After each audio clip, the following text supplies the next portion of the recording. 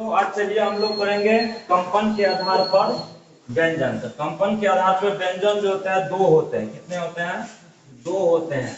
जैसे आप देखते हैं घोष वर्ण और अघोष वर्ण, ये दो होते हैं कंपन के आधार पर, जिसपे हम लोग कंपन का, जैसे आप जानते हैं कि कोई चीज कंपन होता है, थरथरापन, ये थरथरी उत्पन्न होता है, इसी को कंपन कहते हैं। जैसे कि यहाँ कहा है घोष वर्ण के समय, तो घोष वर्ण में क्या होता है?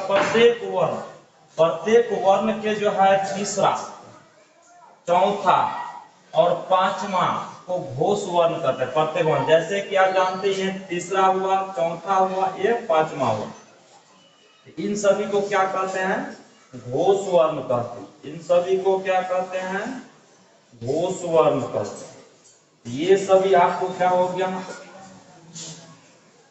घोष वर्ण। अब अगला पॉइंट में कहता है कि सभी स्वर वर्ण जो है घोष वर्ण। तो स्वर वर्ण आप जानते हैं, जैसे कि ये हुआ आ हुआ, आ हुआ, हर्षी, दीर्घी, हर्षु, दुर्गु, री, ए, ऐ, ओ और औ, ये सभी क्या है? घोष वर्ण। ये सभी स्वर वर्ण ये घोष वर्ण है। इसके बाद अगला पॉइंट कहता है कि श्वास वायु के उच्चारण से कंपन होता है। अगर घोष वर्ण का जब उच्चारण करते हैं तो श्वास की वायु जो होता है, जिससे हवा छोड़ते हैं, उस हवा की सहायता से हम लोग जो है घोष वर्ण का जो है उच्चारण करते हैं। क्या करते हैं? उच्चारण करते हैं।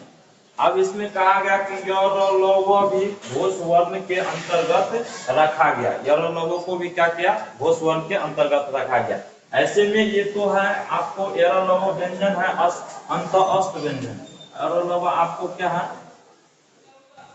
अंत अस्त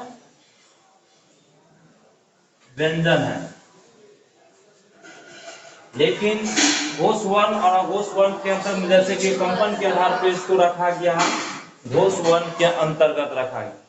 इस वर्ण के अंतर्गत, घोष वर्ण के अंतर्गत। इसके बाद आपको यहाँ चाहिए अघोष वर्ण में, तथा प्रत्येक वर्ग के पहला और दूसरा, प्रत्येक वर्ग का पहला और दूसरा अघोष वर्ण होते हैं।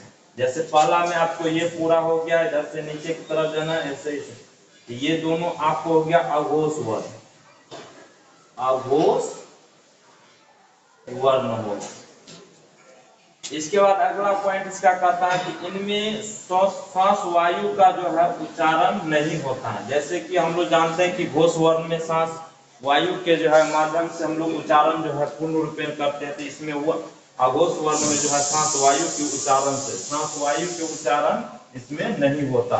ये केवल उच्चारण होता है, केवल अपने अपने वर्ण का उच्चारण।